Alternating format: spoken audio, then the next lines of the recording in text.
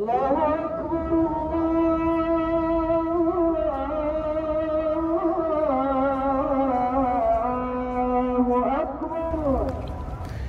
à toi sur la chaîne de Petit Suisse. Aujourd'hui, dans ce deuxième vlog, je t'emmène visiter la mosquée de Quba, la première mosquée de l'islam. Aujourd'hui, en ce jour de vendredi, nous allons assister à la prière du Jumu'ah qui sera présidée par le Cheikh Suleiman Al-Ruhaili, le grand savant. Mais avant tout, comme d'habitude, n'hésite pas à liker, à t'abonner, à partager et à activer la cloche pour ne pas manquer nos prochaines vidéos. Allez, c'est parti.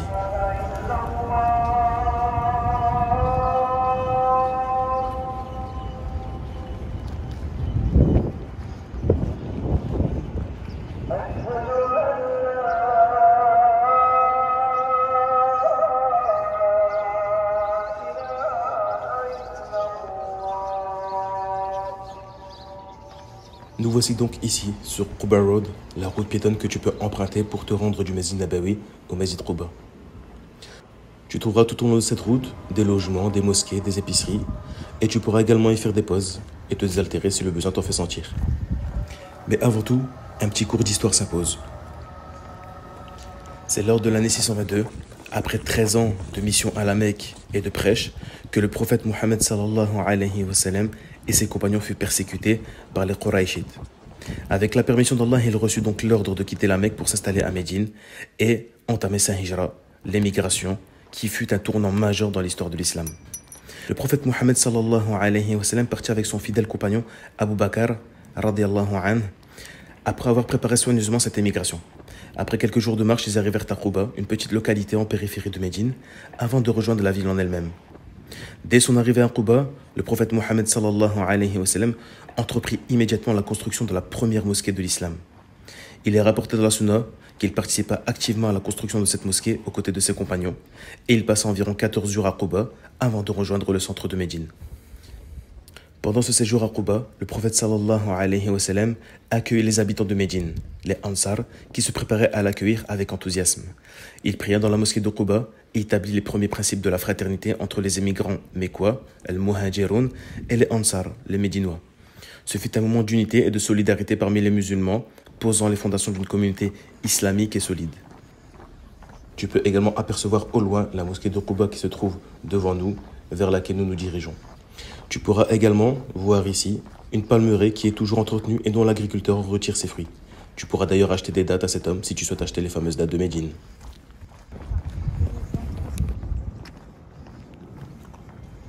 Nous voici enfin devant la mosquée de Quba après une bonne demi-heure de marche. Cette marche jusqu'à la mosquée de Quba, c'est plus qu'un simple voyage physique. C'est également un retour aux origines, un rappel de la foi simple et sincère du prophète Mohammed sallallahu alayhi wa sallam et de tous ceux qui l'ont accompagné. Cette mosquée est la première pierre d'une communauté unie par la foi et l'espoir. Aujourd'hui encore, venir ici nous ramène à ces valeurs qui définissent chaque musulman. La sincérité en Allah, la constance dans nos adorations et l'humilité que l'on doit éprouver, ainsi que le suivi de notre prophète bien-aimé. Que ce voyage soit pour chacun d'entre nous un rappel que même loin de Médine, nous pouvons marcher sur les traces de notre prophète avec une intention pure envers Allah et une foi renouvelée sans cesse. Et que chaque pas vers Quba soit un pas qui nous rapproche vers Allah. Je te laisse donc et nous demandons à ces images de la belle mosquée de Quba et qu'il agrée nos œuvres.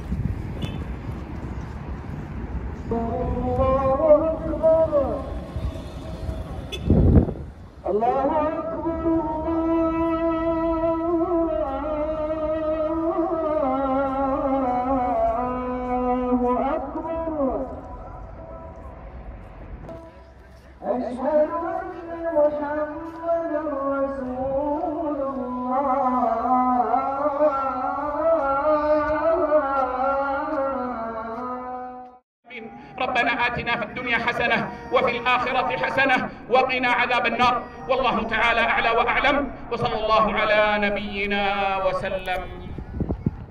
La visite de la mosquée de Quba étant terminée, ainsi que la prière du Jumu'ah, nous nous dirigeons vers Quba Souk, qui, comme son nom l'indique, est un petit souk aux abords de la mosquée de Quba. Comme vous pouvez le voir, l'endroit est plutôt calme et désert. Nous sommes en plein après-midi et beaucoup de gens font la sieste. C'est une tradition bien ancrée en Arabie, mais également dans d'autres pays musulmans, mais aussi une tradition prophétique. D'après Anas ibn Malik, radiyallahu anhu, qu'Allah l'agrée, le prophète Mohammed sallallahu alayhi wa sallam a dit « Faites la sieste, car certes les chiites ne font pas la sieste ». Ce qui est voulu ici en arabe par la sieste, comme on l'appelle communément, c'est le fait de se reposer au milieu de la journée, même si la personne ne dort pas. Mais ce qui est vraiment intéressant, c'est la présence de produits européens. Cela montre comment Quba Souk, du moins comment l'Arabie, accueille des influences variées de personnes venant des quatre coins du monde tout en restant fidèle à ses racines. Tu pourras trouver des petites échoppes, des petites épiceries, des magasins de parfums, des cafés, des restaurants, toutes sortes de choses diverses et variées. Explorer ce souk, c'est se rappeler comment la communauté locale a pu se diversifier tout en gardant les trésors artisanaux uniques qui leur sont propres. C'est ici que cette vidéo s'achève. J'espère qu'à travers ces images, j'ai pu une nouvelle fois te donner envie de découvrir Médine et tous ces lieux cultes et saints qui font notre belle religion. Dis-nous en commentaire ce que tu as pensé de cette vidéo. N'hésite pas à liker, à t'abonner, à partager pour ne pas manquer la prochaine vidéo. Et je te dis à plus sur la chaîne de Petit Suisse.